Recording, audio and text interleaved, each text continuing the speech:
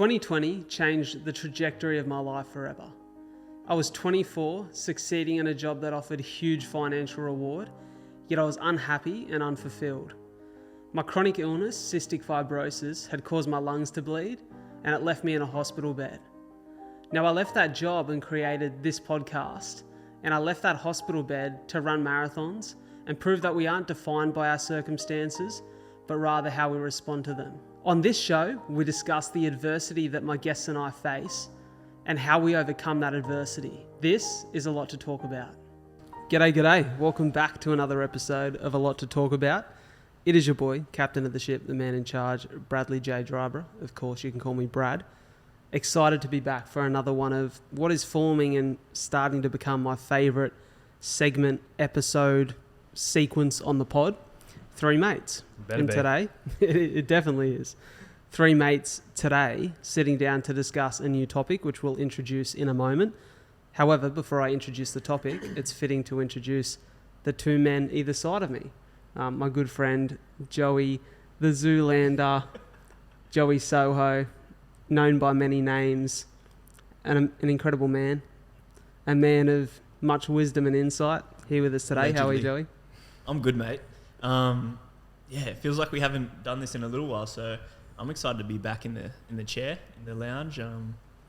Super keen to chat about what we've been up to, because we've been up to a lot. We have. It was a birthday, 2 birthdays. Before we discuss that, we've got to introduce the other man. I'm sorry, yeah. We've got to introduce the other man. Hanging in the wind. Brother Phoony, Ty, known by many names as well. A man of not as much wisdom as Joey. No, that's being harsh. Early. A man of much wisdom, a man of much growth, a man who has had some profound things to say on the pod over the course of the last couple of weeks. So, Phoons, good to have you back. Thank you. Pleasure to be here. Keen to get into it. Joey, carry on. Yeah, a couple of birthdays. Your birthday 2 days before mine. And what's turned out to be a super special time of the year, because we almost have celebrated it together both years now. Like last year, I hosted my family and friends at my apartment, and this year I did the same. And so being able to have you there both years and then you there this year, Ty, it was just super cool. Like I'm 29 now, and you're 27. 27 now. So yeah, really cool time of the year. And on top of that, brother Phoony surprised us with like probably one of the most thoughtful gifts, which was the opportunity to spend 24 hours at an Airbnb away. So he thought it would be a really good opportunity for us to go bush, isolate ourselves, and go deep on some conversation and topics that we have been pondering and hadn't yet discussed. So Phoony thought it was a good idea to get us an Airbnb, and that it was one of the best ways I could have celebrated turning 29. And whilst we were there, a few of the exercises we were doing, we asked ourselves, like, where would you, hypothetically, if you could be anywhere, where would you want to be? Who would you want to be with? And what would you be doing? And my answer was plainly, I would rather be nowhere else, with no one else, and I'd be doing exactly this. So, thanks, Foons. It was a really good birthday present, and the time we spent away was unreal. I really, really enjoyed it, and I've told you guys that off air, but it really was like a super special way to bring in what feels like a new chapter and kind of a transition into further into manhood for me. So yeah, I'm feeling super stoked for the future, being 29, and super stoked to have spent the weekend and the birthday weekend with you two boys. So it was really cool. No, it was a great weekend. We had such a good time in Melbourne. I was like, let's try to replicate that again. Instead of having to focus around exercise, let's just focus around mental health. Go get an Airbnb somewhere in the bush, and just have good conversations. I loved it. I would say for me, one of the, outside of the exercises that we done themselves, which we'll dive into in a minute, one of the big takeaways from me from that whole weekend was the discussion we had around the idea that we're not really bored anymore. Like, as a society, we do not give ourselves the time, the space, the solitude, the silence to be bored. And in that, our minds are often so busy, we don't get the opportunity to reflect, to encourage introspection, to think deeply about the things that are actually going to have some sort of significant impact on ourselves and our lives.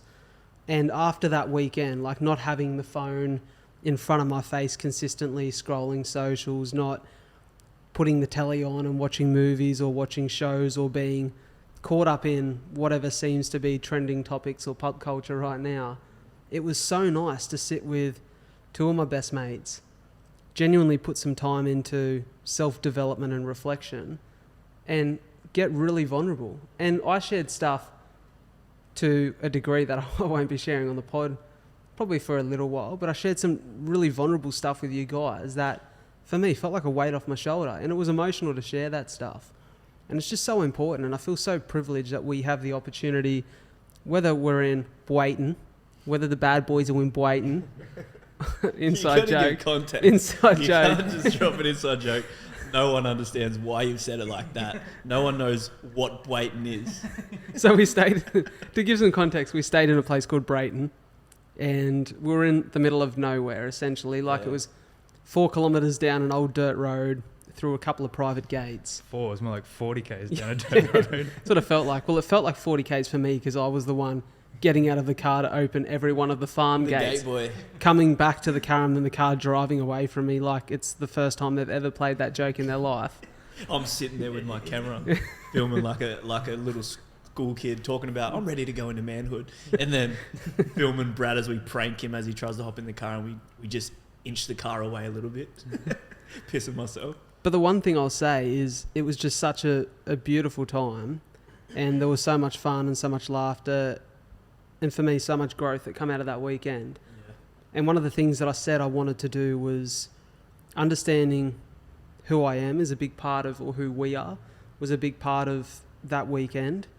And one of the things I committed to was spending time every day developing my skill set in what I do. And so since then, I've taken the opportunity every day to sit, reflect, think.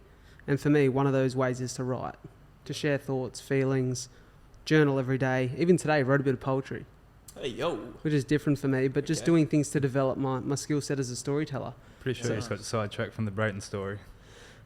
I did a little bit. Essentially, like some of the laughs were, I think it was Joey, you said at one point, what was it? Was it a sign or something like that? It was like private farm, and you were like, oh no, private farm or something like that. Property. Private property, yeah, that's right. And then it just turned into we're staying in Brayton, and then it became the joke that the Bwayton bad boys out on a self-development trip. So let's not go too far down the rabbit hole there, but one thing I'll say is what I guess the guiding course of our weekend was doing the Mojo mindset course designed by Ben Crow, one of the most influential mindset coaches and one of the most influential guys in the Australian performance scene, whether that's sport, business. This guy essentially centers all of his content and courses around 3 questions.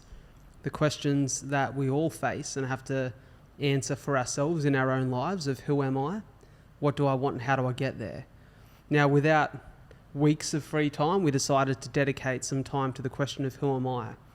And with that, we spent time on 2 exercises. The first exercise being to recount and express our first and happiest memory, and sort of understand and identify the feelings, thoughts, sort of, I guess, forming moments within that story. The second thing, which we're going to talk about today, was to write a timeline of our life and identify the key moments, the moments that held a level of significance, whether it be positive or negative, and the feelings that come along with that. And what we identified, well, I guess I can say what the 3 of us identified in that timeline, or our individual timelines, were particularly 1 or 2 moments that seemed to be a crisis point in our journey, a crisis point that made us question our identity, that encouraged us over the course of the weekend to sit and reflect on that and introspect. And for me, I learned things about myself that I hadn't fully understood yet.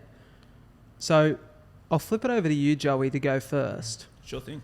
And talk about your crisis point. And I guess for a bit more context, the homework was to identify the crisis point, how it's affecting us in our life, and then what we're doing to make positive progress in overcoming that, or at least living with that knowledge.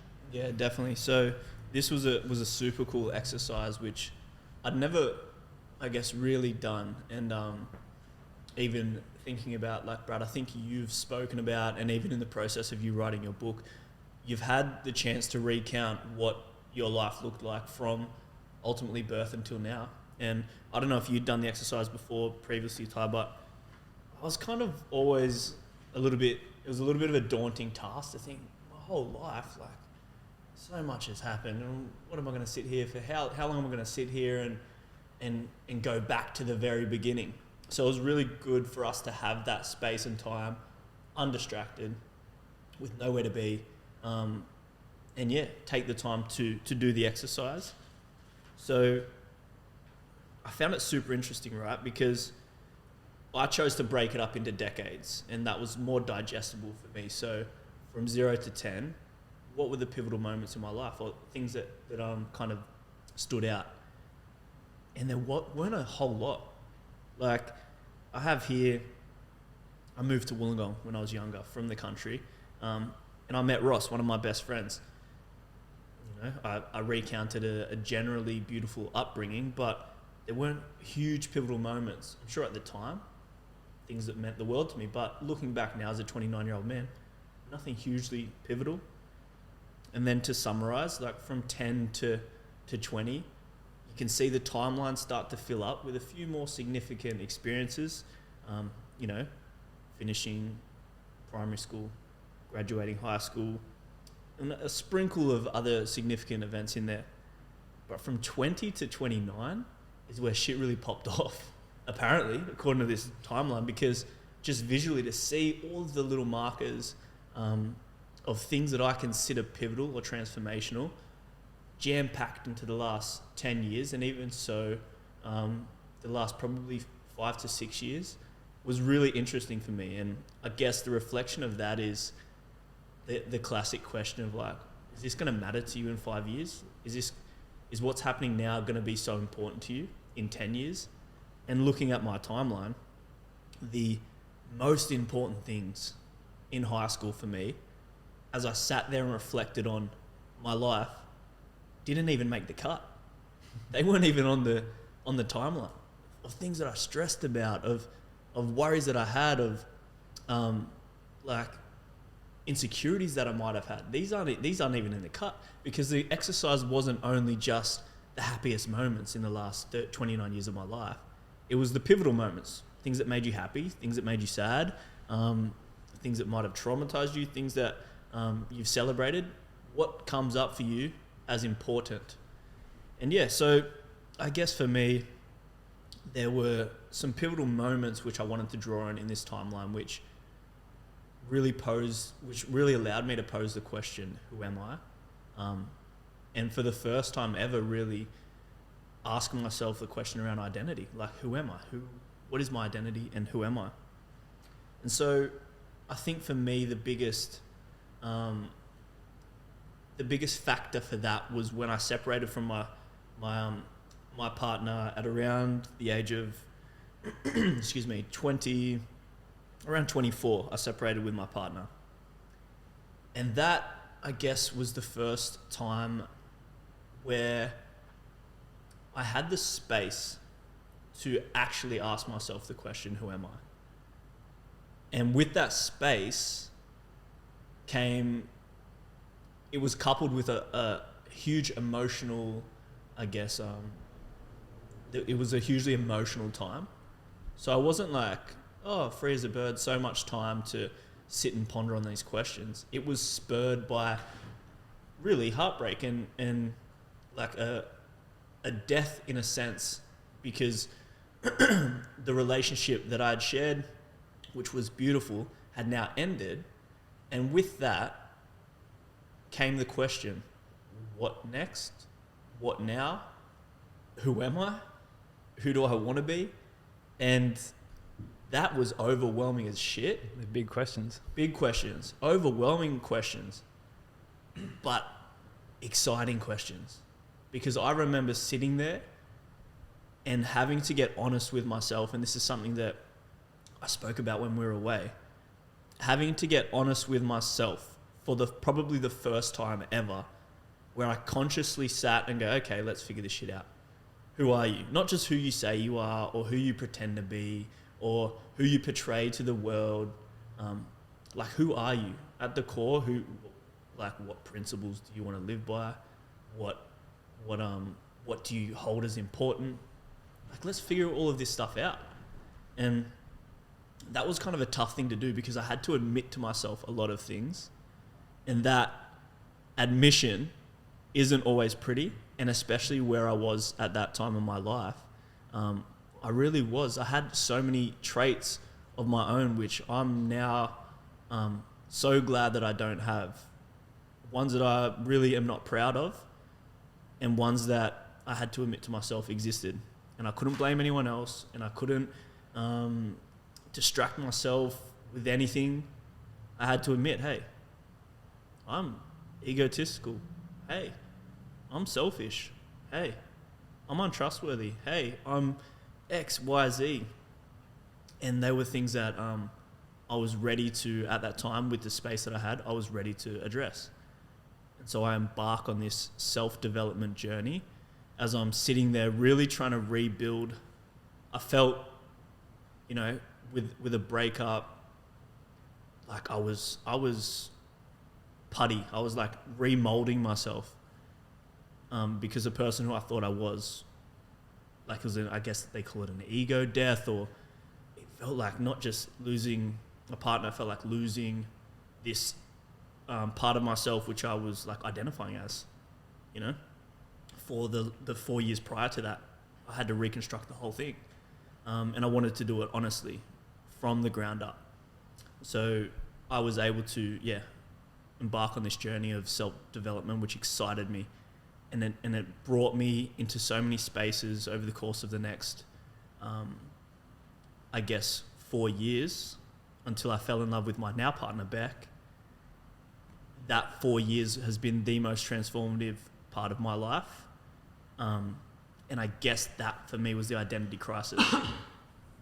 Can I ask a question there, Joey? Yeah, please do. You talk about the excitement of that period, the excitement of feeling like putty and being able to mold yourself into the man that you want to be, and to discovering what and who you want to be at this time in your life. Knowing what you know, having experienced the lessons that come through that first relationship. When you talk about the excitement, was there also an element of fear? Because I think so many people listening to this, and I know I can identify with what I'm about to say as well, will go to a time in their life where they felt excited for a new chapter, and they will feel an element of fear. What's next? The unknown, the uncertainty of life, in which as human beings we don't often deal well with uncertainty. Or maybe even some who are sitting here now thinking about a new chapter they want to begin, but feel fearful about it, and that fear is stopping them. Was fear present for you at that time? I don't think I was fearful, and I'm not saying that to big note myself, but when I reflect on that time, I remember being, and maybe it was naivety, but I remember being really excited because I had nothing to lose. I was like, wanted to be super accountable, and just, I guess, in this like, call it a masculine energy, be like, all right, let's build. Like, let's create. I can be whoever I want to be because I've identified the things I don't like, and let's get to work on like removing those. Let's get to work on being the most honest person you can be, the most selfless person you can be, the most, the traits that I wanted to exhibit. Let's start to excavate, get out the bad, introduce the good, and live it. Not just say it's almost like a feeling, and I've got it tattooed on my body actually. It's a Latin term, esse quam videre. It means to be rather than seem to be. And that resonated with me when I first heard it. And that part of my life, I wasn't scared of the future because I was just ready to be the thing, the person, the man, the brother, the son, the potential partner, to be that, not just seem to be it. Because I'd spent arguably the 24 years of living up until that point seeming to be things, not necessarily embodying them, saying that I was things, but not necessarily living it to its fullest extent. And so I actually remember there was a time in that period where I wanted to feel more. I felt like as a young man, I had like a very shallow, I guess, depth of emotions, where I was like, okay, I'm either hungry, happy, horny, or frustrated. It's kind of just like cycled between those. And then, yeah, I would look at like people in my life and family members especially as well, and go, man, they've got like about 50 more emotions than I do. And at that point, I was like, I want to feel more. And I'd sit there in meditation. And this is when I started meditating, actually. And I'd sit there. And I'd sit cross-legged in my lounge room. And I know you've resonated with this, Ty. He thinks I'm a weirdo when I told him I used to do this. But I'd just sit there for hours at a time in my lounge room, just thinking and asking myself these questions. And I remember just almost asking, just saying, I want to feel more. Like, I just want to feel more. I want to feel like grief. I want to feel bliss. I want to feel... Careful what you wish for, boy. And that's what I should have been scared of. And so my excitement and maybe the naivety around the complexities of asking these questions, of opening up this Pandora's box and having to deal with the shit that comes up. My excitement was met with huge challenge as this retransformation began. And if you had have told me the challenges emotionally, spiritually, socially that I would encounter by asking myself these big questions and being completely honest with myself about the answers that I was receiving, yeah, it's fucking scary. But I think I was just like maybe naive and overconfident to be like, fear wasn't really involved then. But I can see how that's a scary fucking thing, especially the honesty part. Because I value honesty so highly now, I kind of lead my life through a quote that I heard, which is use your fear as a compass. So it's almost like, taking your perspective of fear as a positive, as opposed to something that you should shy away from, something that you should lean into. So using your fear as a compass. The things you're scared of are probably the things that you need to move towards, and respectfully attack head on. I love that you say that, because I was interested to see where you're going with that when you spoke about hindsight and looking back and feeling how challenging that period of your life was. There's something that stuck with me ever since I heard it. When I had Rich Davini, the former Navy SEAL, on the podcast, Rich said something to me that I think about all the time. I literally, every time I sit down to journal, I think about these words. He said, Brad, the quality of our lives is directly proportionate to the quality of the questions we ask ourselves. That is big. It is Say profound. that again for the people in the back, because Yeah. I've heard you speak about this a few times on podcasts. I haven't spoken to you in person about it, but this is fucking huge. He said the quality of our lives is directly proportionate to the quality of the questions we ask ourselves. And I think about that, and I think about you asking yourself those questions, then having to live with the challenge of the answers that come up. And it makes me think of that other quote, cometh the hour, cometh the man. That's where the man is made. That's where the work is done. And without the challenge, what molds you? You know, the challenge is you being stretched, that putty being stretched, that putty being squished together, being forced in different directions and having to find its form. Mm-hmm. You know, ultimately the form is the man you are here today, but you're still that putty, right? Mm-hmm. You're still willing to be molded and to understand that life is going to move in other directions and it's going to ask questions of you that you have to then go and find answers to. And that's just remolding. Absolutely. We're always remolding. Absolutely. And I think that malleability is important, you know. It's so necessary in order to become the best versions of ourselves, or the necessary parts of ourselves to come through, is like you need to be able to mold. But that quote there, right? So the quality of our lives is proportionate to the quality of the questions we ask ourselves. A question in this period that I asked myself, which I guess kind of stems onto another identity crisis which came up was around my cultural identity. And I spoke about this on previous podcasts. You know, I'm mixed race, half African, half Australian. Grew up in a small country town, moved to Wollongong. I've lived a beautiful life, and I can navigate, I guess, my white heritage, my Australian heritage well. I'm born and bred Australian, ultimately. But outwardly, I'm a black man. And so I'm so proud of my Africanism and my African heritage. And the classic, to the white kids, I'm black.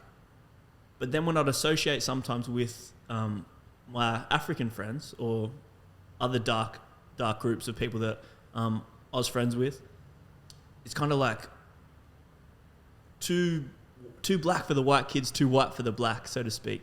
And there was this one question that I asked myself. I was in a conversation with an African friend of mine, and he was talking about his struggles as a young African man in Australia, and he felt misunderstood, and he felt as if he was he just couldn't get it right, and he kept leaning on me, saying, you know, he goes, your kind, you guys don't understand, your kind don't have it as tough, and he kept, I guess, pulling me in, like, you guys don't get it because you're white. You don't understand the struggles I'm having as a black man. And so we sat there in conversation, and as he kept kind of, I guess, associating me as a white man, I kept getting a little bit offended. I was like, come on, man, like I get it. Like I'm like you too. I understand your struggles. Like I'm black too. Like he said, oh yeah, you know what I mean though. I'm not saying that, but like you know what I mean. And then he continued to talk and say, you know, like, it's just easier for you guys. I'm like, dude, like, what do you mean you guys? I'm black as well. And so I went home and I said, what did that bring up for you? Why were you getting a little bit defensive? And why were you getting a little bit offended by the fact that he was not really, I guess, acknowledging your African heritage? And so there's a question that I asked myself, which would determine the quality of my life, right? Why was I getting offended? Why was I feeling insecure about that? And that's what it led to. Joe, you're insecure about your African heritage because outwardly you can be as black as you need to be, but you also haven't been to Ghana. You don't speak the language. You're not the most knowledgeable on the history of this country that makes up half of your heritage. And that spurred a quest to develop my African heritage deeper and get comfortable with that part of my identity. Did you say that was almost guilt? I don't know if I was... How do you mean? Like you felt guilty that you didn't know about your heritage as well as you wanted to? Yeah, I guess I could. There's a little bit of guilt there, but I also felt responsible.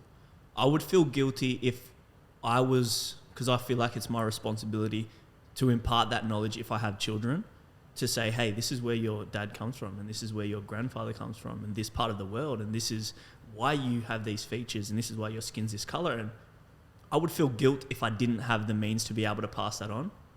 But I felt like it was now time for me to take responsibility for that. I couldn't keep blaming my dad for me not knowing about my African heritage.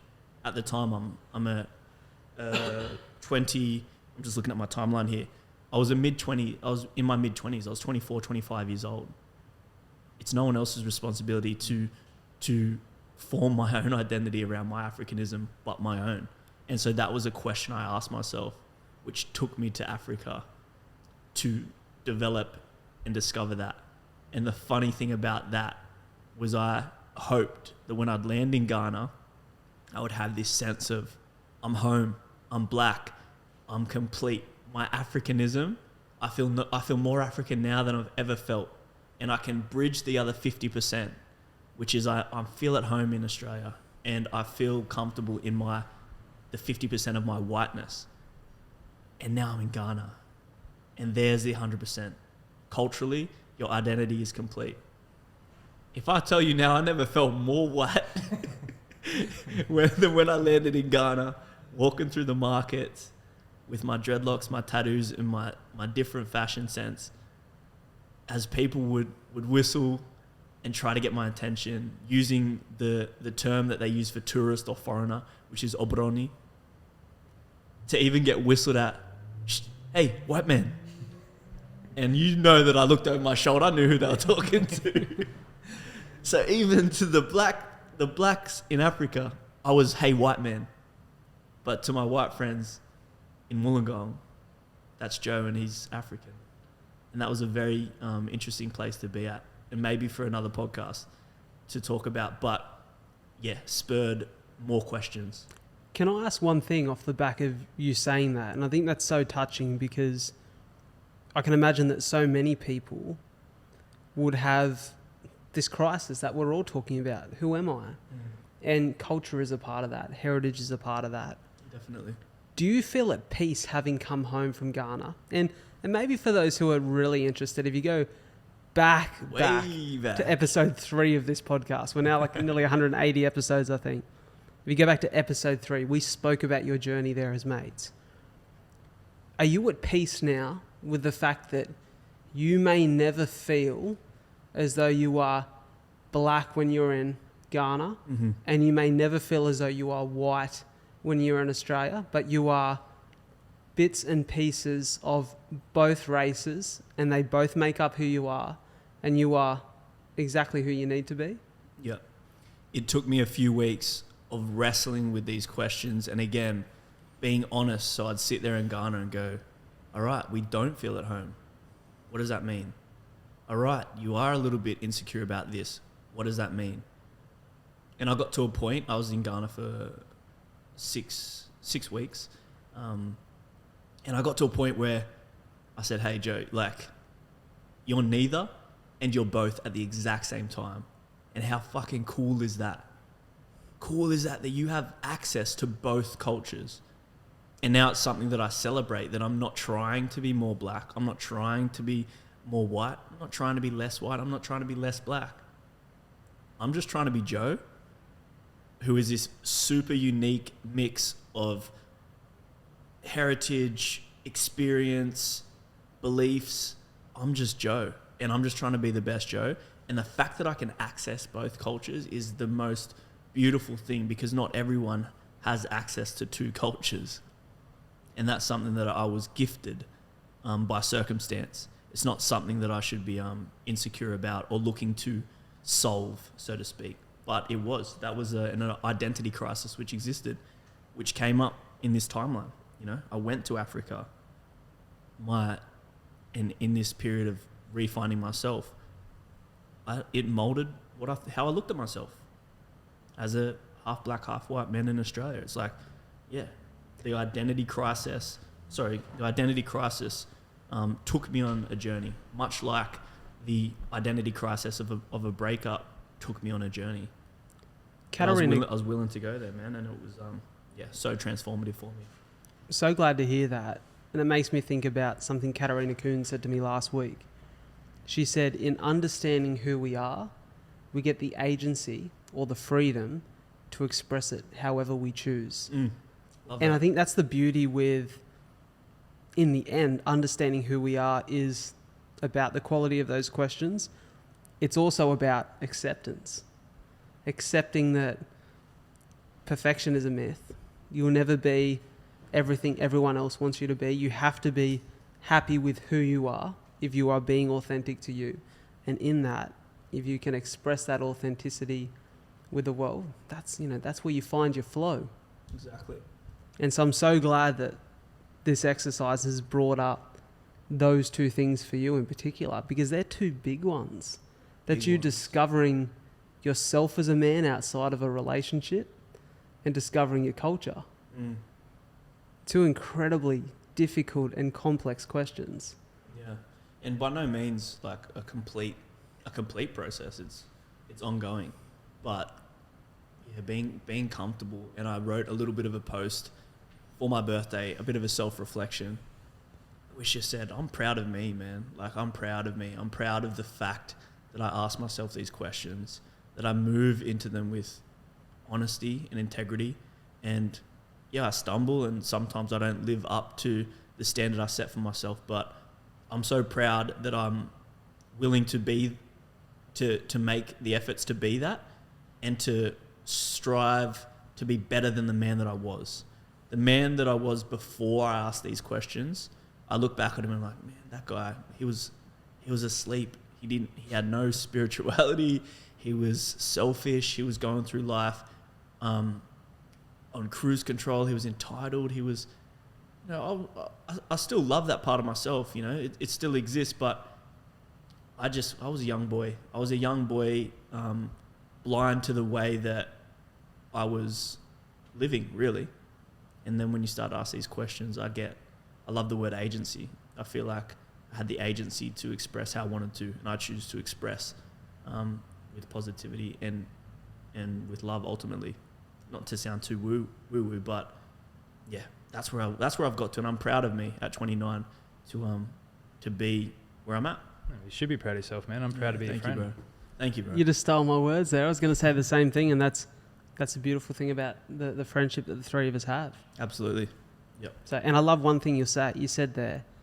This is open-ended, and I love the use of a word that I think about a lot. I heard Mo Gawdat talk about this. When something is open-ended, it's not a journey. A journey has a start and a finish. It's a quest. And he spoke there about the quest, and I think that's a beautiful way to understand that this stuff is open-ended and ongoing until we get to a point where our heart is flatlined. So Phoons, I'll throw it over to you. I'd love to hear your thoughts on this, and I know you've spent some real time on this and maybe have some even more insights. I'll jump into it. So I did the same exercise with the boys and broke it down pretty similar, like 0 to 10. I broke it up 10 to 18 because 18 was when I moved out of home, and then 18 to 24, that was kind of like my rip and tear period. And then 24 was a pretty similar time to when Joey had his identity crisis, similar to mine, went through a breakup. And then from there to now, I've just been on a voyage or a quest, whatever you want to call it, to try be a better version of myself because I wasn't proud of the person that I was at 24. So to compress the timeline a lot, basically moved out home at 18, and to summarise it, at 18 I was basically emotionally numb. So I didn't get happy or I didn't get sad. I was basically just like stuck on level 5, if you want to think of it like a graph or a scale. Like nothing made me happy or nothing made me sad. And then when I moved out of home at 18 and discovered alcohol, I was like, whoa, when I started drinking, I was like, whoa, this is what it's like to feel emotions. So that kind of like, well, at 18, I discovered alcohol. I had a near-death experience in a car crash, and I lost my pop in probably like a 6-month period.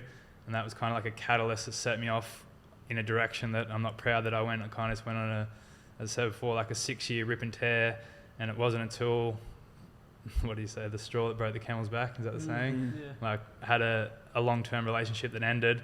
And then when that relationship ended, not only did I lose a good person, but also had to break up with the person that I didn't want to be. So like basically like looked myself in the mirror and I was like, who is that? Like I don't like that person. I don't like who I am. I don't even know how I got here. Like I almost felt like trapped in my own head. And in the last episode where we talked about limiting beliefs, I said I had like a crisis point where it was like, are you okay day at work? And this was all in the same time period. Like went through that breakup and was looking at myself in the mirror going, I don't even know who I am. Went into work. I was entitled to 3 psychology sessions. Just went and sat down with a psychologist and I was just like, fix me. I don't know what's wrong, but I don't like who I am. I don't want to be here and I just want to feel fixed. Like I feel like I'm just in a lot of pain in my head and I don't know which direction I want to take it. So pretty much at that point, to go from where I was there to where I am now, basically had to like admit to myself like I wasn't, or acceptance of the person that I was. Like I didn't like that person and I didn't know which direction to go. And I started reading like self-help books, and then the best solution that I could come up with was basically throw all my morals out, all my values, all my beliefs, and just start from scratch. I thought that was the easiest way to just do like a factory reset. Like I don't know how these beliefs got in my head. I don't know where my values come from. I don't know where my morals come from. In that 6-year period where I discovered alcohol, like I did a lot of binge drinking, done some stuff that I'm not proud of, got in a fair bit of trouble. And yeah, from there I was like, that's not who I want to be. I don't know who I want to be. I know who I don't want to be. Yeah, that's such a good point. We spoke about the other day that Alex Hormozy clip where he said sometimes the motivation of something we're moving towards can be powerful, but it's often more powerful when we're running from something. So you to identify who you don't want to be as a good marker to start, You know, for some people, maybe that's the answer. Maybe that's the start of the questions. You know, like, this is who I don't want to be. Yeah. That's been my process as well. Like, I love that you said you lost a good person, and then you also had to break up with yourself. Yeah, that was the hardest bit. Like, losing someone great sucks, but then when you look yourself in the mirror and you're like, I got to break up that person as well. I'm like, oh shit. Yeah. And then what are you left with? Yeah. I don't know. Yeah, You're like, left with, like, you're not sure. Yeah, that breakup with yourself resonated with me big time. And then from there, the process was, who do I not want to be? That guy. That's who I'm breaking up with. That was pretty much my motivation to change was, I said before, like, I didn't know who I wanted to be. I just knew who I didn't want to be. So I was almost motivated by the fear of not wanting to be that person anymore. And I think fear is, like, I don't know, for me anyway, it's a great motivator. Let me ask you, are you still in the space of being driven by who you don't want to be? Or have you started to mold into the asking yourself questions of who I want to be? Yeah, so it's like, well, I'm actually going through this point at the moment. I listen to Chris Williamson and maybe Alex Hormozy is talking about a science experiment with a mouse. When they waft the smell of cheese in front of the mouse and attach a spring to its tail, it runs at a certain force. But when they waft the cat from the back, like, it runs harder. So basically, like, humans will avoid pain more than they will seek pleasure. And I've kind of I was journaling about this the other day. I was like, for a long period of time, I've been running off, like, dirty fuel, in the sense, like, I'm basically a petrol car and I want to convert to electric. Like, I've been running off dirty fuel, or, like, it feels like dirty fuel in the sense, like, I've been running off fear or guilt or shame of who I was. And I'm kind of feel like I'm at the tipping point now where I want to be motivated by, like, a vision or something, or, like, who I actually want to be. Yeah. Like, I'm trying to figure that out now, but I've realized what you said then. Like, I'm at the point where I want to try to figure that out. Like, I'm actually going through it, so I don't have the answers. For me, it feels like a much cleaner source of motivation. Yeah, it's been running off some dirty fuel, and I want to switch over to some electric. Dude, you can get a lot done running from shit. Yeah. You can move quick running from shit. But how long can you sprint for? You see people in their lives, you're like, wow, what demons are you running from?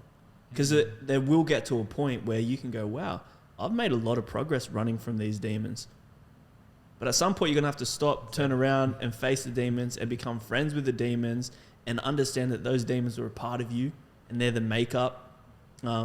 We spoke about it on the getaway, the shadow. That part of me still exists and it rears its head every now and then. And if I'm still running from it, man, I'm the mouse running away from the cat. And at some point, that's not sustainable. I found that switching that energy source into that clean fuel of going, all right, I'm sick of running and I'm going to face these insecurities. I'm going to ask these tough questions. I'm going to be honest about it. And now I can take a breath and go, all right, cool, it's out there. I'm honest. Here's what I think about myself. Now who do I want to be? And that's fun then, dude. It's creative. Yeah. It's like... That's how I felt like. I always felt like I was running, and then I was like, stop for a second, and I was like, what am I actually running from? I was like, I don't even know what I'm running from. I'm just running. It's like I'm programmed to run. It's like, I don't know where I'm going. Yeah. It's almost a dangerous game to play too, because it works when there's something that... Like, it works when there's pain that has found you, and sometimes pain is inevitable. It's not always in our control. But there's something you said at the retreat that was an absolute bar. And I've mentioned it a couple of times now. You said, some of the pain I felt was not my fault, but it's my responsibility. Yeah, that was huge. That for me was huge. I've thought about that on a number of occasions this week. And I wonder that for the people who can resonate with running from pain, we've all done it at points in our life. When one pain or fuel source runs out, do you look to where you want to go, or do you find something else that's painful so that you can feel it and run again? And that's the worry, I think, when that negative fuel source is what you rely on. I think that's almost a victim mindset at a higher level. Like, if you're constantly looking for stuff to run from, like once you overcome one fear, being motivated by another, But yeah, I don't know. Like I'm at the point where I'm trying to flick that switch. So what's a part of the process of moving forward now? Like, what are the things that you've identified as positive ways to answer the question? These are my 2 takeaways that I think for me to be the best version of myself, I have to do 2 things. One is acknowledge how I feel and just don't lie to myself about how I feel, which sounds simple, but growing up as a kid, life was easier for me to suppress my emotions. So it's kind of almost like a habit. Like I feel a certain way. I don't know how I developed this as a kid, but I just suppress my emotions and it's gone. Like I don't know how I did it, but now I'm a bit older. I don't want to, like, you can only play that game for so long. Like you can run, but you can't hide. Like you can only do that for so long till you suppress so many emotions that something comes out, and it won't be the best version of yourself. So for me, it's just acknowledging how I feel and being brutally honest with myself, which sounds easy, but when you've got suppressed emotions in you, like acknowledging those feelings and being present with them can be quite difficult. And I think that was something that, again, we spoke about on the retreat. The difficulty in getting still, and people say meditate, you need to meditate. Some people can't meditate because do you know what it means to sit there with your eyes closed and try to think nice thoughts? I struggle it means with it. that everything you've been holding down is coming to the surface, whether you like it or not. So I'm out of here. I'm not sitting quiet at all. I'm moving. I'm distracting. I'm masking. I'm blaming. I'm being a workaholic. I'm being a fitness freak. Anything to be still, because when I'm still, that's when they get you. That's when they get you. That's when you don't even have to ask the questions. They come rushing forward, and it's like sometimes it's not pretty, and it wasn't pretty for me. But the fact that you have like even on our retreat, we did a couple of meditations. The fact that you committed to sitting there and dealing with the uncomfortability and then realizing that, man, it's okay. Like, this has been like probably the first time I tried to meditate was like 6 years ago. I got the Headspace app, sat down, I was like, all right, I'm going to do this. And I'd maybe watched a few videos on YouTube, and everyone, it was like some gurus like, oh, meditation's great. Like it's so zen, you get this great feeling. Remember, like I'd sit down, shut my eyes, and in my head it felt like a war was going on. I was like, this fucking sucks. Who would meditate? Like this is literally the worst. Yeah. Like almost pretty much at that point in my life, like I almost didn't have any external fears. The only thing I feared was the own thoughts in my head, which might sound stupid. But yeah, like the thought of sitting alone with my thoughts, like it scared the shit out of me. Yeah. So that doesn't sound stupid at all, man. That's it's fucking terrifying. Yeah. So for me, I need to just acknowledge how I feel, be brutally honest with myself. That's number one. And then number two is just impulse control, because that's what gets me in trouble. When I just like the first thought that comes in my head, when I react to that, it generally doesn't end well. And does that look like a discipline practice for you? Like how do you control impulses? I think it's just being more mindful of my impulse and then going, this has just come from shame, guilt, or something from a past, a reaction, something that's been suppressed in my body. Like don't run with it, just sit there and kind of let it pass and let it go and don't react to it. Yep. Which also sounds easy, but it can get, like when you get caught up in it, like it gets pretty hard. I think anyone can relate to a difficulty with impulse control on different levels. Like for some people, the action is a substance. For some people, it's food. For some people, it's violence. It's to spiral into negativity. I think we all have different things or impulses that we find hard to control. And it is such a challenge because often these things in modern day life are at our fingertips. You know, like there's no hardship in finding a negative response now. It's kind of there, it's available. So it is such a challenge. You know, only recently, probably about a year ago, uncovered I had a fear of being lonely. I didn't even know it. I think that's what caused me to drink as much as I did when I was younger. Like I had a fear of being lonely. And then once I started drinking, I was like, that feeling was gone, but I didn't even know what the feeling was when I was drinking. I think it was like a fear of loneliness. Yeah, okay. When you just said that there, it's funny. So you identified a fear of loneliness, and then one of your limiting beliefs was around the lone wolf mentality. So I think that's how I combated it. Yeah. I just fought it. Yeah. Like fought my loneliness because I didn't want to admit it. Yeah, okay. Yeah. Well, basically running from it would probably be better. I was trying to run faster than it would catch me. Yeah. And then when I'd start drinking, it was like a battle shield. I could like hold it back for a little bit longer. Yeah, okay. Let me ask you this then, because you and I went through similar processes we got to a point where we had to ask the tough questions, and we ran, and we realized who we didn't want to be. And when we started to get honest with ourselves, you said there, brutally honest, that's a way to combat and move forward. When you get brutally honest with yourself, have you had any difficulties in forgiving yourself for the stuff that you had to get honest about? Yeah, definitely, because I have done some stuff in my past and I'm not proud of it all. But I know, like I say, time heals all wounds. This is like a time thing. Now that the more obstacles and more hurdles that I've overcome by accepting, the better I am at accepting moving forward. Like at the start, it was very hard. But I think once you get a few wins under your belt, like you get a little bit of momentum and you realize the only way to move forward from a person that you weren't proud of is to accept who you were. You can't change it. Like it is what it is, and then move on from there. But definitely at the start, I was very resistant to it because I didn't really want to admit to myself who I was and the stuff that I'd done.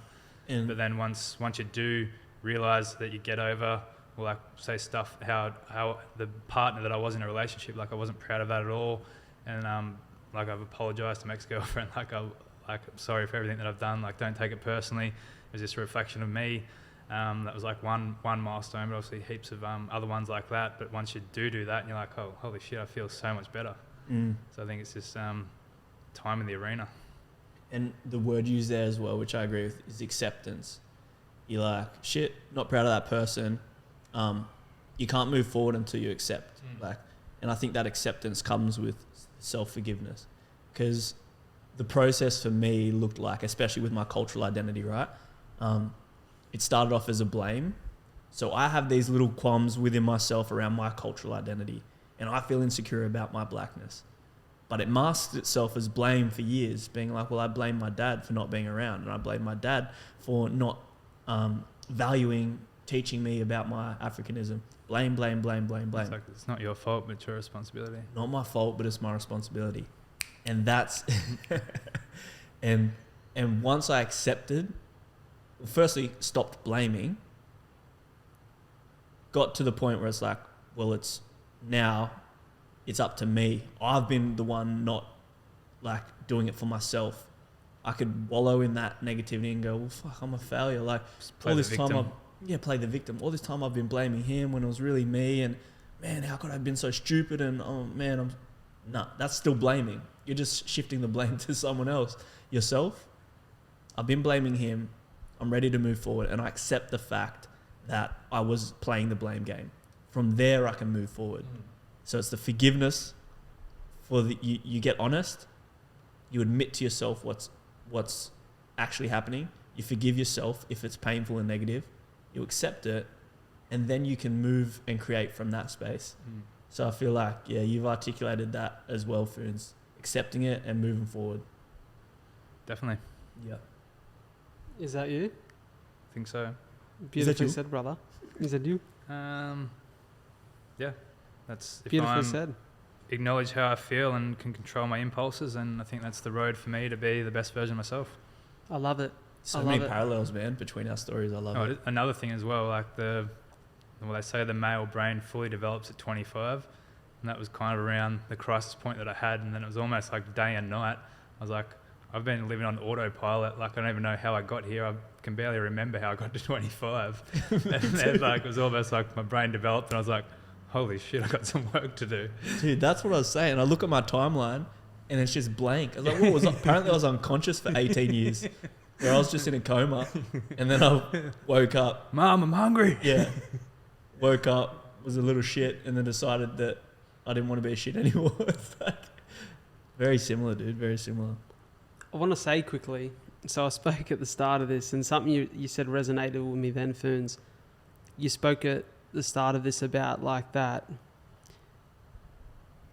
fact that we're so stimulated all the time that we don't ever really get to sit in silence and ask ourselves these questions.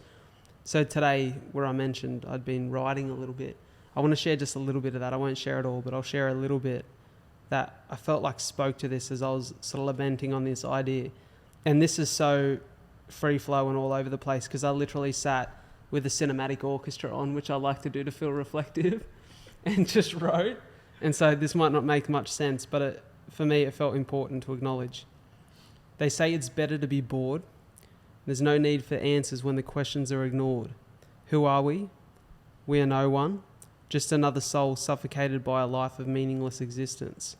If only we had the persistence to keep asking the questions, the resistance to avoid the status quo, to find our own flow, to know who the fuck we are, to understand that we're made of the same matter that makes up the universe we exist in. We are stardust, and in that, we trust that we're capable of achieving incredible things. We are one, but we are many. Yeah, and I think for me, it was just sitting and thinking about the fact that I often don't allow myself the time and the space to think. Like, I'm always on my phone, listening to a podcast, listening to music, having a conversation with Soph or with a mate or with family. Like, there is not much time, if any at all, in my day in which I sit in the silence of my brain. It's like that is just not a part of my routine. And like, that was honestly the other night when we sat there, that is the first night in I do not know how long that I've sat without the stimulus of a TV. Yeah. You know? And so for me, it was such a powerful time. It's a good old-fashioned fireplace and a bit of chat. 100% a fireplace that you could barely keep running, might I add. Yeah, you got 30-degree burns. It was that hot. Stoked the fire 1,000 times. What I will say is I'll dive into, for me, what my significant moment was in that timeline. And it's funny because really until probably a year or two ago, this hadn't come up for me as something significant. It was first identified when I sat down and started writing my book during COVID, where I actually went back and detailed my life from start to where I am now. And I started to identify this period through sort of my early teens onwards, where I started to feel really insecure. And I'm like, hold on, there's a chink in my narrative here, because as a young man, I was confident, out of the box, looking for any opportunity to be in front of the crowd, to speak, to share, to connect. So why all of a sudden in my teens did I start to shy away from that? Why did I start to question who I was, to feel insecure, to feel unsure about me? And as we went through that timeline the other night, I identified that around 13 or 14 years of age, I started to get really bad cystic acne.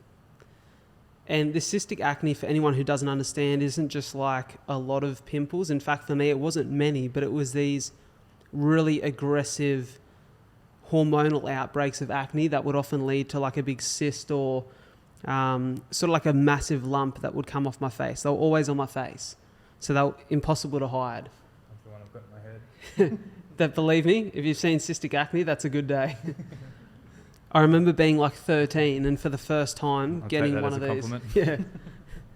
I remember getting one of these for the first time. I remember being so stressed about it that I had like a needle at home trying to cut it open and get rid of it because I just didn't want to go to school the next day. Now, we've spoken about it before on the podcast, right? Kids can be cruel because they're a little bit naive to what the power that their words hold. You know what I mean? As a confident guy, as a guy who, even in a small school, identified as the outspoken, loud, funny, fun, interesting storyteller, I started to notice myself shy away. Even in my own group of mates, I spoke less. I sort of moved to the back of the crowd. I wouldn't, if there was a girl at school that I liked or wanted to talk to, I was non-existent for 2 weeks until that cleared up. And these things weren't just a one-off. I thought, fingers crossed, hope to God this is a one-off. It definitely wasn't. And I'd start to almost try to shy away. And without getting too much into my teen years, I really revealed the other night as we sat there and spoke about this, that it's likely been a big factor in why I chose the career path I did in real estate. Because real estate, for me, I've spoken about on many occasions, presented an opportunity to be financially very abundant and successful. And for me, I had this idea, this thought that if I am financially successful, I'm valuable, I'm enough, I will be attractive to the opposite sex. Women will look at me and go, at the moment, I was single because I was so terrified of my skin and the way that women would see me. I was so terrified of not being enough for anyone in a romantic setting that all of the good things about me, I essentially put on a shelf, locked them away, and focused heavily on what I wasn't. And I didn't feel attractive. I didn't feel visually appealing. And so I thought, if I can buy a fancy car, if I can wear fancy suits, if I can sell big homes and own a big home myself, someone will see me as valuable. And that's the only chance I've got. And it's crazy because something that is so superficial became such an issue for me that it literally pushed me into a career, made me move states to Melbourne because I thought in Melbourne the opportunity I was presented with was even a bigger abundance of all those things, more money to be made, more success in a flashy company who everyone in that industry is looking at as the next big thing. That for me, I literally went from being in Wollongong to Melbourne, and where it really reared to a head, where I really for the first time took stock of the issue this was in my life, to the magnitude of the insecurity, was in Wollongong. I had incredible friends around me. I had amazing family. I was busy. I was never bored. I was never in my own solitude. So I moved to Melbourne, and all of a sudden I'm working 7 days. So I'm busy from 9 till really 9 o'clock because it was full on. But I've got no friends and I've got no family. I'm living in a place of my own. And I remember I'd come home from work every day. I'd get home around 9:30, and I'd sit down in front of the TV, and it was silence. It was just me. I was what I would identify as very out of shape and unhealthy, which was out of character for me. I was exhausted every day. I would look in the mirror and I hated what I seen. I hated the person I was. I was so embarrassed that I never wanted to be in photos. I was making content trying to look positive, but I hated posting it because I thought, you don't look good enough to be valuable. I remember sitting and this is extreme, but I remember sitting in the shower most nights and crying and just being so upset at the direction my life had taken, that the only thing I thought would solve all of my problems was not being honest with it, not talking to someone about what I was feeling, but just make more money, be more successful. And the reality is, I was so crippled by my insecurity and so crippled by how I felt that I did the opposite. I was not successful. I wasn't doing anywhere near as well as I knew I could. And everything I was lost. So you ask yourself the question of, who am I? I was no one. I was barely a shadow of the man that I once was, the man I knew I could be. And in that silence, in that solitude, I felt so lost. And the only thing I knew to do was come back to my people. And when I come back to my people, I thought that it would solve the problem, distract me again, have support around me, feel better about myself. And really, it just meant that I was a little bit distracted for a while. You know, a little bit distracted until everything really come to a head when I left my job and I started to ask myself these questions. And, you know, so for me, it was just torment because I stopped, like, you know, in life, it is fair to say that most of us, a big part of our lives is, it's not all of our life, but a big part of our life is finding someone to love, creating a relationship, creating a future with someone. And for me, the idea of being in a relationship, I didn't know how. Not because I didn't think I'd be a good partner, not because I'm not empathetic or caring or kind. I identified as all of those things. But I was like, how on earth is someone going to love me? And I couldn't love myself. I hated what I seen in the mirror. And even as I started to get my fitness back, even as I was around my people, it didn't matter how much positive I heard from the outside, I just could not seem to shake that insecurity. I could not seem to own it. And I found that in understanding this and asking myself the question of how do I get through this, I was constantly self-sabotaging relationships, which I knew I was doing, but I'd make excuses of, you know, and don't get me wrong, there were plenty of people I met along the way who weren't the right person for me or weren't a fit. but I'd find myself self-sabotaging when maybe there was potential in a relationship, and it was always someone else's fault, or the fault of this, or it's not the right time, or it's not the right situation. There was always an excuse to justify it because I wanted to feel better about myself. And I think I really liked when people really liked me because it made me feel somewhat valuable. But really, until just the end of last year, I didn't fully come to terms with how bad this was. And it was firstly a conversation we had, Phoons, where you said to me, in a different context, you don't see the value that you have as a human being. You can wear your CF as a badge of honor, but you allow it to be something that holds you back in relationships. And I think potentially I was even lying there. I don't think I've ever really thought that my CF was going to hold me back.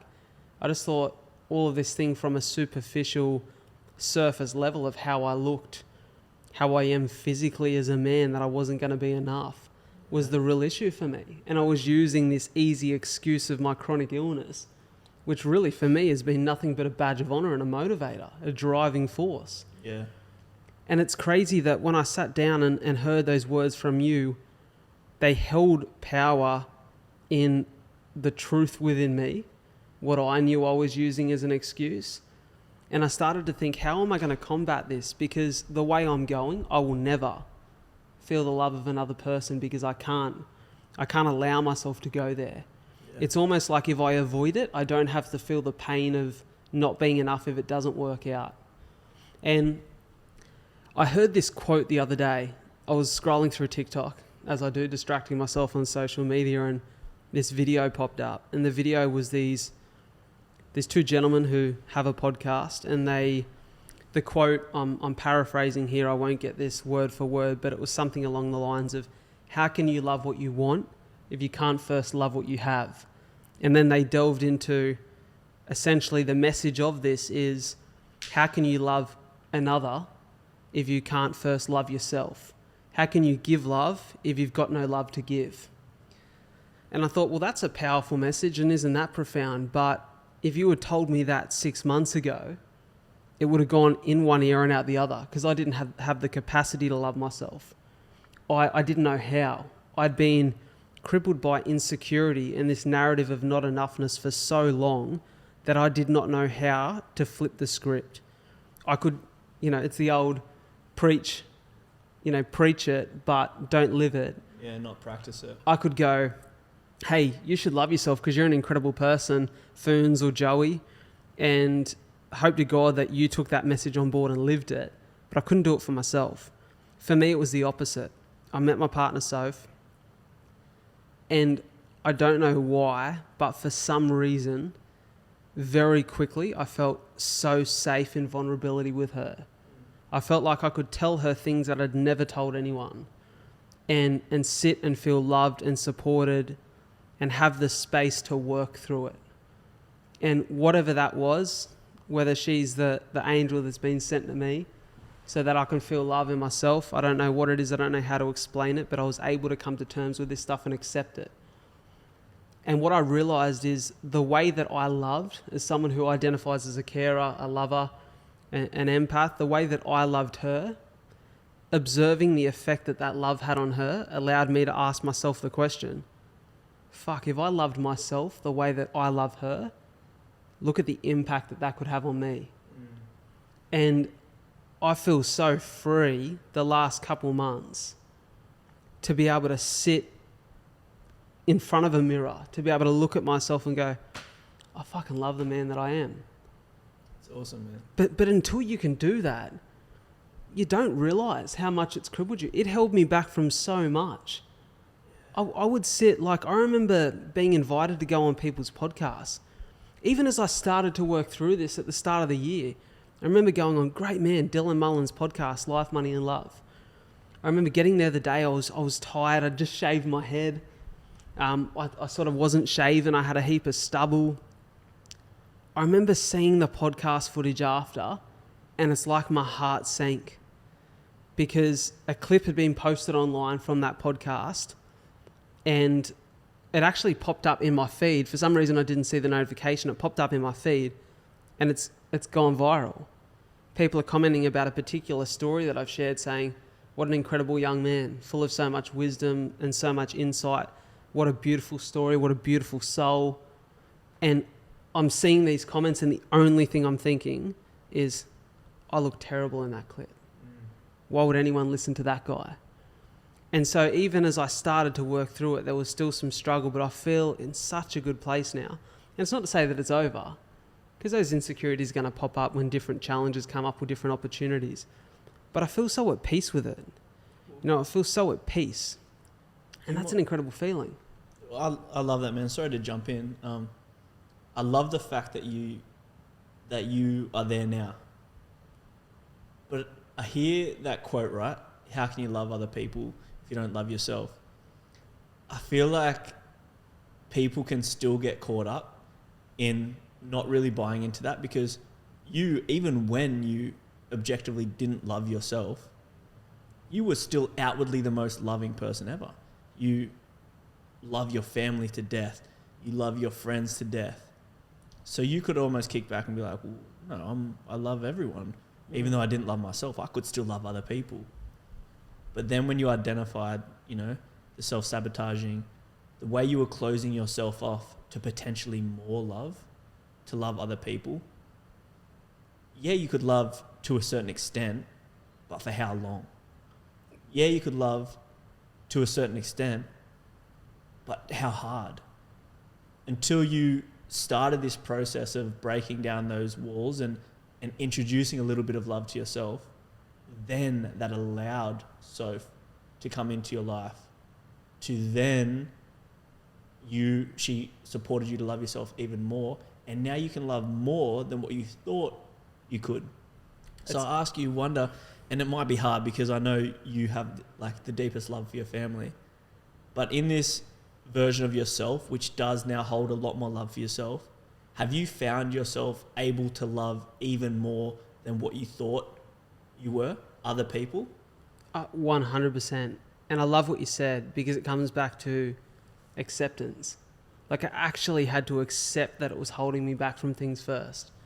And I didn't think it was, because outwardly I still was having some success, whether it be career, making big life decisions, you know, being the guy who runs a marathon with CF, and everyone's like, whoa, you know, what a champ, what a great dude. But inside I felt this pain that I wasn't living fully. Something was holding me back. And I feel like I've got so much love to give now. Like, I thought I was loving. I'm so loving, and I feel like I've got so much to give because I feel free of it. And I almost feel now maybe a little bit of guilt that I can't always help others see that in themselves, because I just want to give people the gift that I feel I've received. And it's such a challenge. But for me, it was one of the times that I really started to open up to myself about what I was feeling and how much of an impact this was going to have, not only how much it had had on my life up until the day that I was thinking of this, but how much impact it would have if I didn't fully accept this in the future. Is I remember going for dinner with my mum, and we were talking about something, and I can't remember what it was, but it made me think about how insecure I am. And I remember coming home and being quite emotional in the shower here at home, you know, just sitting under the water, no phone in front of my hand, probably that one bit of boredom I had for the day, and sitting and thinking and being quite emotional. And I remember in the shower asking myself the question, if I was to be invited to a dinner tomorrow night with a 90-year-old version of me, what would he tell me? And I remember just sitting in the shower and thinking, and I got out and I wrote something down, which I've written to share here. I've shared it on my social a while back. Shared it, preached it, was not living it at the time. But I said, if I could have dinner with 90-year-old me, I think you'd tell me that I'm as amazing and as valuable as I'll ever need to be. That perfection is a myth, that time is a blip, that tomorrow is not promised. So recognize the present as a gift. That comparison will blind you because you can only be as beautiful as you allow yourself to see. That you're unique because you're meant to be. That humanity is incredibly lucky because it has you. He'd tell me that life is challenging and that nothing's guaranteed. That it only gets harder when you speak ill of yourself and look for bad in the world. He'd tell you that the quicker you believe that you can be all you want to be, and the more you look for the good, the sooner you'll begin to see just how lovely life can be. I am mortal, we all are, That's what makes life precious.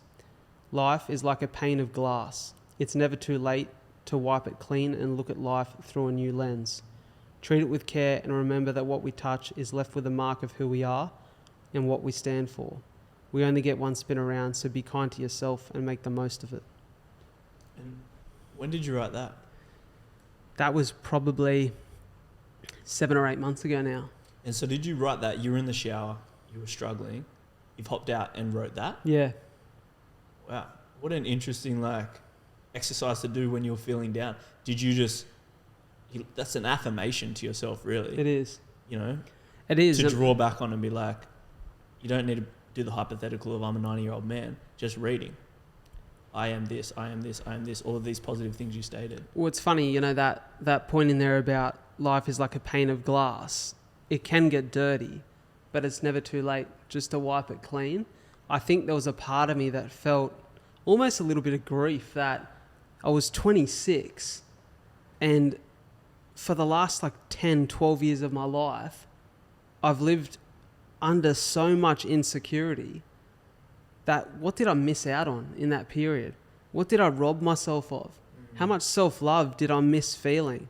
I come from the most loving family, loving friendship group.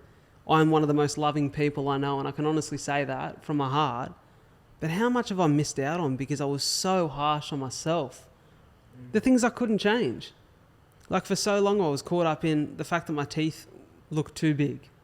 Now I'm just fuck, it gives me a big, beautiful smile. Fuck yeah. You know, I've got all these scars on my face.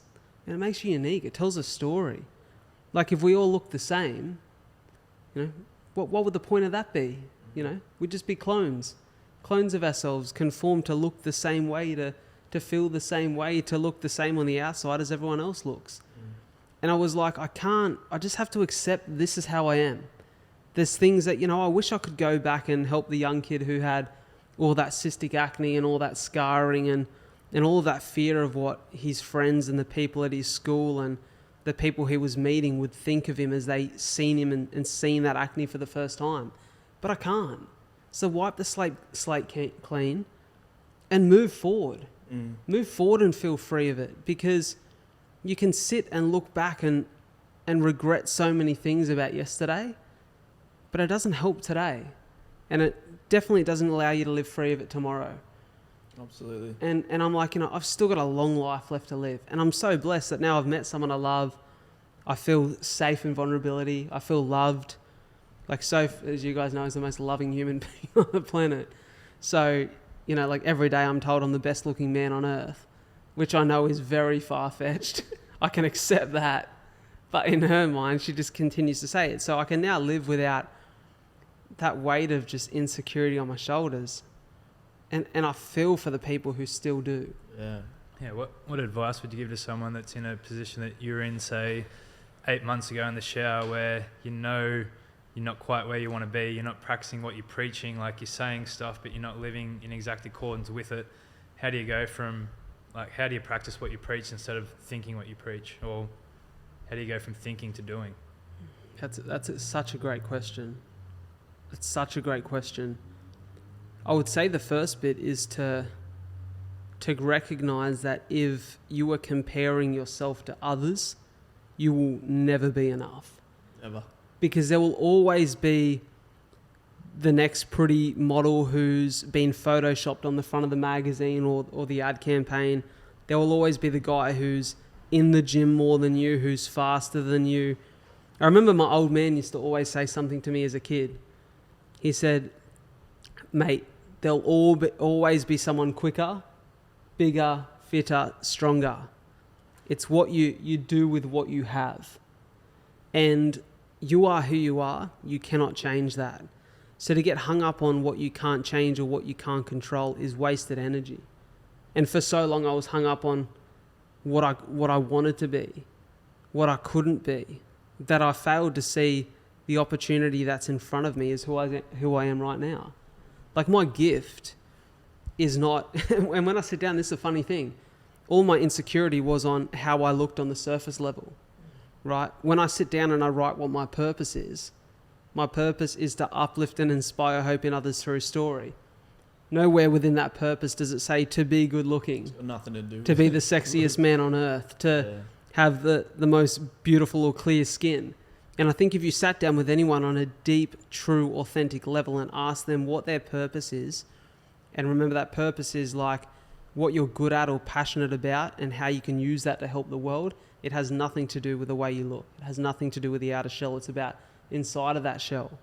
You even think about, and I'll let you get onto some more advice that you give to people, but you think about when you describe someone, right? These just astounding people that come into your life and they're so awesome. How do we describe them? That person's so beautiful. Oh, they were a beautiful person. We're not actually talking about their looks more often than not. We're talking about their character, the way that they make us feel, the way that they hold themselves. So the feeling that you gift people can be beautiful. And by design, you are now a beautiful person. But if we're describing the most astounding people, regardless of their looks as beautiful, then it's a futile task to be like, I want to be beautiful outwardly, but we're not working on the character. We're not asking ourselves the questions. We're not being honest with ourselves about the things we don't like about ourselves. You want to be a beautiful person inwardly. And this is something that I'll steal from a podcast you had with that young woman, psychology in her 20s. Oh, Gemma Speed. She said this and it was so awesome. It was beauty, an internal beauty. Beauty, basically I think, let me paraphrase, beauty comes from the inside, comes out. External beauty doesn't have the same impact. So for you to be internally beautiful, that shines through. That's what resonates. That's what makes you a beautiful person. And that's probably a more sustainable way to be considered beautiful, is work on the inside as opposed to the outside. And it sounds cliche, we talk about it all the time, but that's where I've seen success.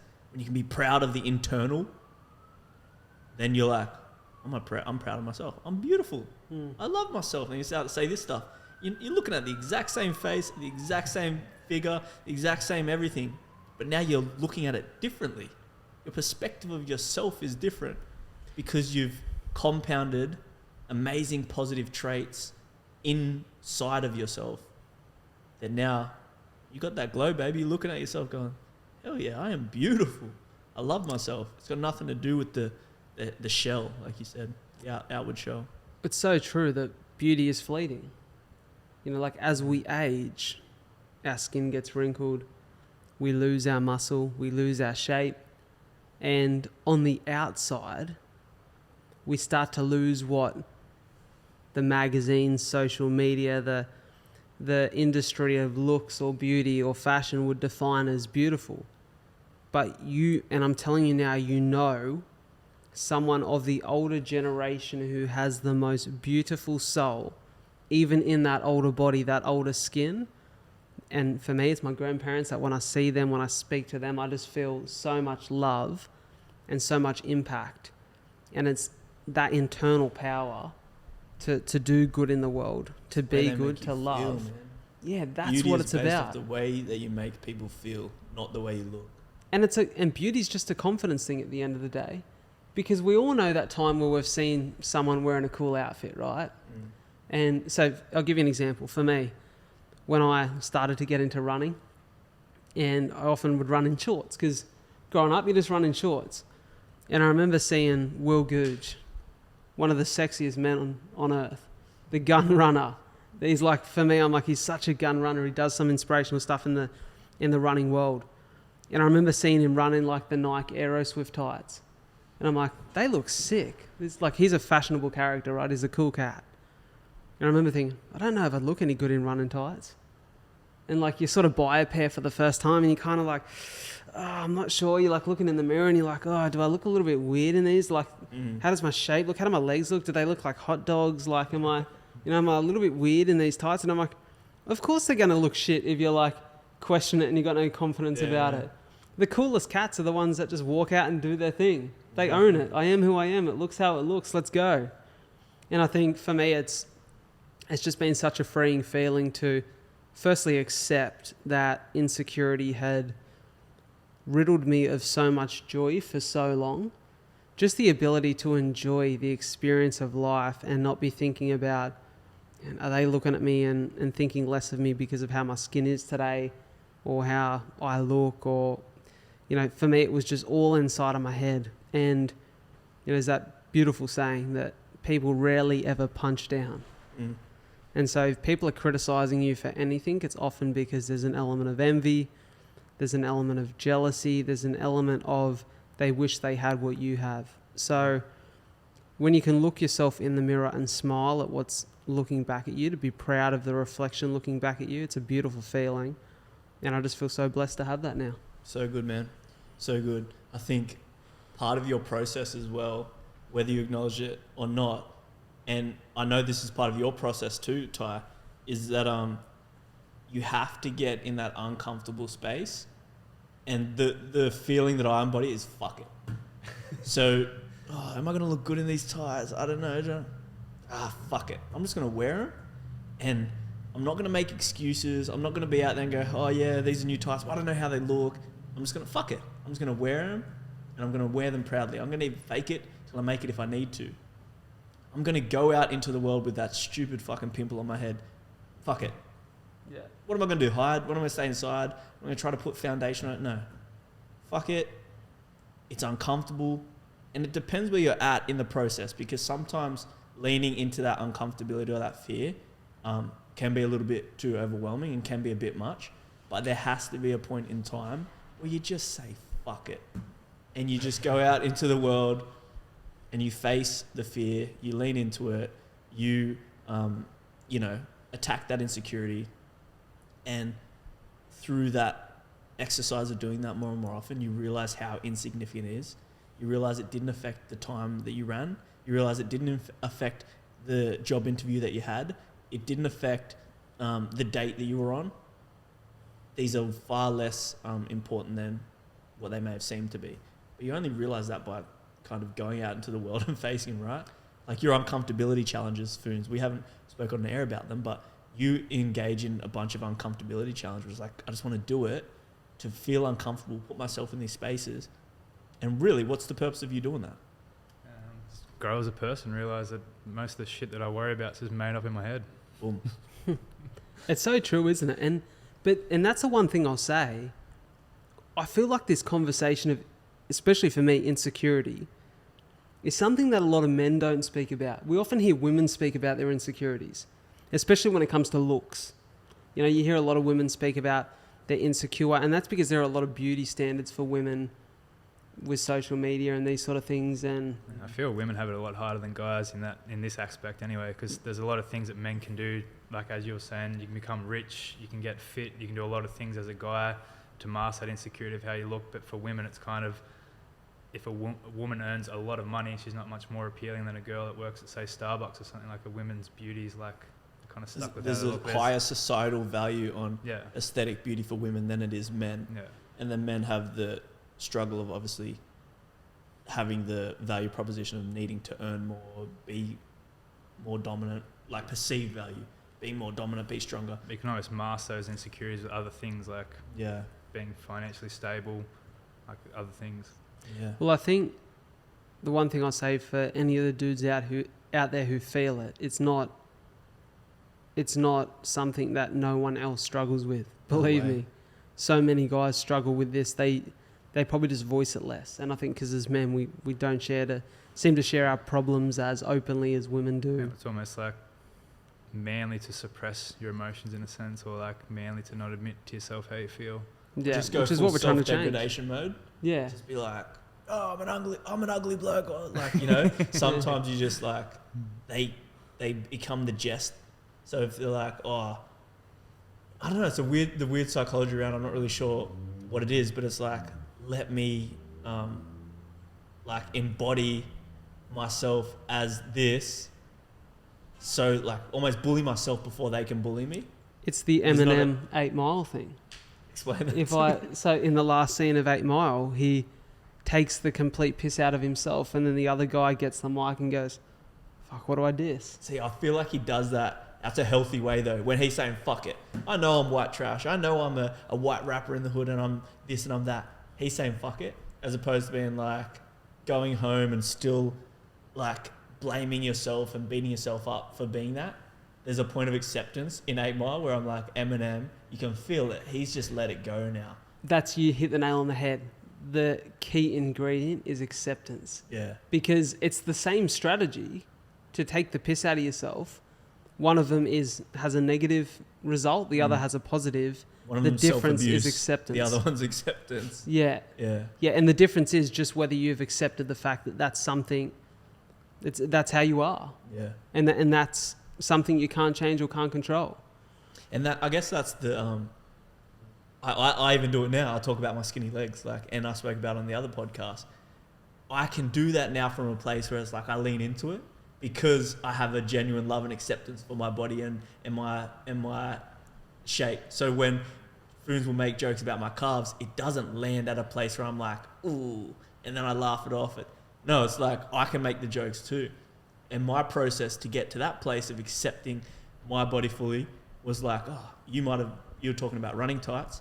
I'm like, what would it be like to wear budgie smugglers? Like, I don't really like wearing boardies because they're wet and they're soggy and then they get all sand in the pockets. And it'd be so much easier to just wear budgie smugglers, go for a dip in the ocean, towel off way quicker. Damn, I've got some skinny long legs. Maybe it's a bit, I don't know, revealing, like wearing budgies. I said, fuck it. Sit there for a while. I'm at the beach. This is a couple years ago now. The boys know I wear budgies now. And I sit there at the beach. I'm like, and I'd even get to the point where I'd suntan in the budgies. But then if I've got to make the walk down to the water, chuck the boardies on. I don't be like walking around with my skinny legs down to the water. And I sat there one day and I go, fuck it. I'm just going to walk down into the water with my budgies on. Walked back, sat on my toweled off. Guess what happened? You survived. I survived, dude. Nothing happened. And then the next time I was down at the beach, didn't even really contemplate it as much. Said, you did it last time, do it again. Would you say that fear was made up in your head? Oh, 100% made up in my head. But also it might have been made up from a comment that, like, I don't know, but it might have been made up from a comment. Someone goes, oh, Joe's got skinny legs. When I hadn't accepted it. So then I was like insecure about it. Maybe when I was a kid or something. So that created the fear. But then from a place of acceptance, it's like, this is just way more efficient wearing budgie smugglers in the water. Bro, I feel it There's big, less fear about it. Big time.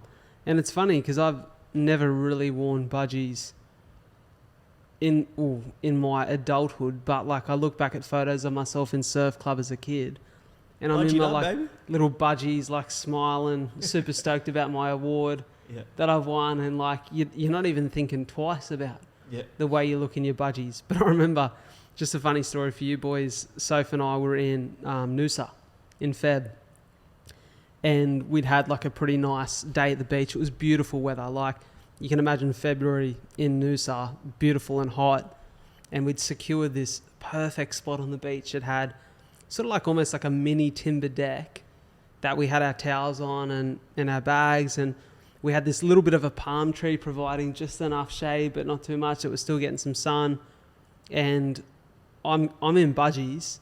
Mind you, that part of my ass and hemis has not seen the sun in years, so I'm fucking red raw. I've still got a budgie smuggler tan now. Dude, in April from that's 3rd degree burns. Yeah, exactly. I should get that checked. Get that shit checked out. And I said to Soph, we can't lose this spot, but we're starting to get a little bit peckish for lunch. I'm like, I'm going to run across to the main street, grab us some lunch, and we'll come back and we can enjoy it here, but let's not lose this. So she stays put. I'm starting to get a little bit burnt on the nose too, so she's got this this hat we call it the lampshade. It's this big yellow bucket hat that's like huge. And I'm like, oh, give me that so I can run across the street, right? So I've got the lampshade on, my bright blue budgies, like this red raw ass hanging out the side of them. And I'm like, I'll run across to get us some smoothie bowls for lunch. I'm sort of running across the street and I could just hear almost like it's a cinematic movie. Doosh, doosh, doosh. These heavy footsteps to my left, and I kind of look up and lift up the lampshade of my hat, and I just see the whole Broncos rugby league team running down the street in their budgies, all looking thick, jacked and lean, Bronzed Adonises. and like in their budgies, and I'm like, I feel so insecure right now. And you've got your smoothie bowls looking as they run past. With my lampshade Hi, on. boys. Hey guys. And Lampshade. and I just thought, it is what it is. Fuck it. It is what it is. And you know, what do? I'm not going to let it ruin my day. I'm not going to let it ruin my holiday. Man, this is who I am. I got someone who loves me. I love myself. I'm having fun. The sun's shining. You know, they're not looking at me thinking anything less. No. They got their food and they're running back to their hotel because they're starving. Yeah. They're just living their lives, man. And I think that's the thing. We often think that the rest of the world is looking at us and judging us. Often they're worried about their own insecurities too. I think when we get to a place of self-love, it opens up and allows us to give so much love to others and just to enjoy life. And that's the message that I would say to anyone who feels insecure about anything. It is normal. It's a natural part of, comparison is a part of human survival if we look prehistorically. But when we understand ourselves, as Katarina Kuhn said, we get the agency to express it however we choose. Mm-hmm. And I choose now to express myself in authenticity, acceptance, love, and just enjoy life. Life's here to be lived. Amen, bro. Yeah, you mentioned before the conversation that your 9-year-old self had with yourself now. If you could have a conversation now with your 14-year-old self, or whenever you first got acne and started to feel insecure about it, what would you say to that person as like when the seed was planted, when you first started getting insecure about your teeth or your pimples at, I'm going to guess, say 14, what would you tell that person now with the headspace you're in? When you try to hide from the reality of the life that you're living right now, the only thing you do is hide yourself from the opportunity that could have been yours to live. And I hid away from everyone else because I was scared of being seen as imperfect. And in the process, I missed so many of the opportunities that would have allowed me to just enjoy those moments that I was present in. Whether it was going to a mate's birthday party, whether it was going to the movies, whether it was chatting to the girl I liked when I was 15, or so many of the things that teach us life lessons that become a part of the experiences we laugh about or smile about in the future. I robbed myself of those opportunities because I was scared of what other people would think of me. They say comparison is the thief of joy. It's so true, because I missed out on so much during those years. And don't get me wrong, I still had incredible experiences. I had great mates. I love my mates, and I love my family, and I love my life. There's still so much good, but the only thing I rob myself of is extra experience. Yeah. And I'd say to anyone who's in that position, everyone is imperfect. We all have things that we wish we could change, but we can't. And don't stress about what you can't control. The only thing you control every day is how you show up, the energy you give, the way you love yourself, the way you love others, your actions. And like you said, Ferns, we'll go back to it. It wasn't my fault that I had hormonal acne, but it was my responsibility to show up and deal with it every day. Accept it. And hiding away only confirms that there's something to feel insecure about. Hiding away, like looking at myself in the mirror and going, you're not enough. Well, you're not going to show up with any confidence today. That's the narrative. So it's changed the narrative. We're all imperfect. We all feel it. And, I've even considered, I want to have a massive career in this space, which means I'm always, you can imagine the first time I turned on the camera to record a podcast, now having done 180, where the camera's been on, I think, 178 times, unless for some reason there's been a camera issue. The first couple times, it was so foreign to watch myself back and want to post that. Like, that was tough, let alone want to put those clips on social where maybe people could see them. But I think I've thought about, what happens if this goes in an incredible direction and all of a sudden I've got an audience of millions of people who watch me. I've thought, then if I've got a bit of money, do I go and get the scars fixed that I have on my face? I thought, what kind of message does that send? And I'm like, man, I look at this stuff now and it doesn't bother me. And I don't actually think people look at it and go, oh, he's got scars on his face. I think it's just character. Yeah, I resonate a lot with what you say there, because I've been posting a little bit more on social media on the TikTok account, and like I look some of the content that I film, I'm like, I don't look good in that.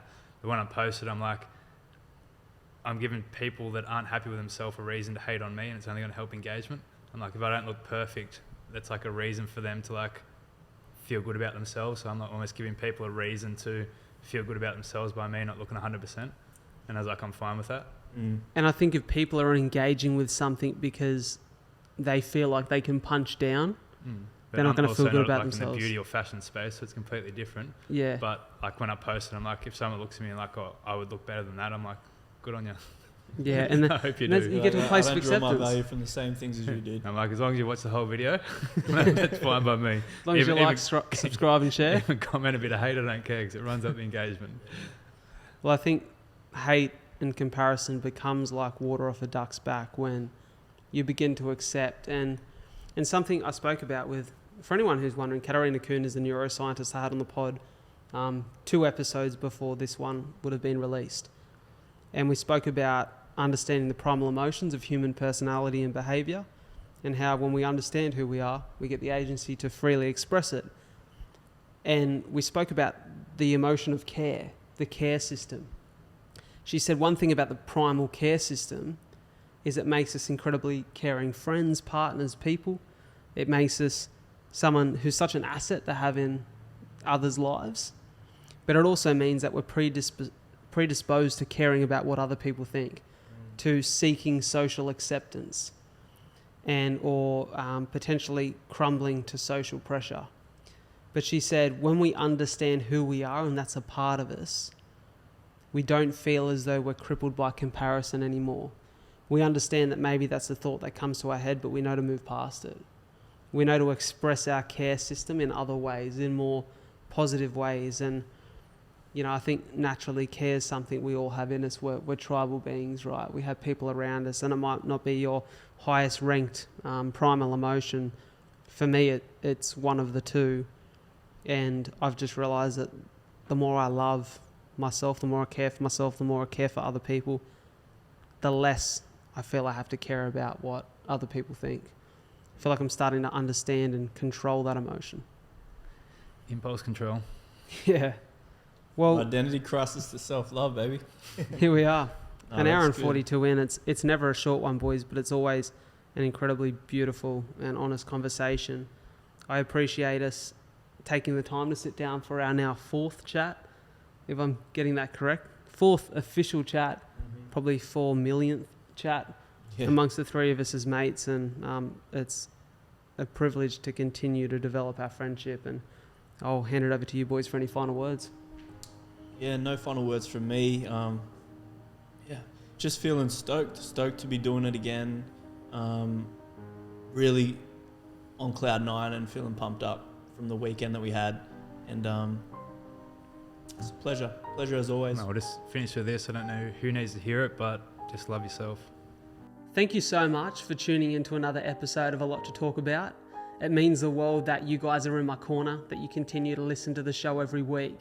And if you could do me a massive favour by following the podcast on whichever platform you listen to it, and sharing this episode in particular with just one friend that you feel would benefit from it, that would mean the world to me, and it would help the show grow.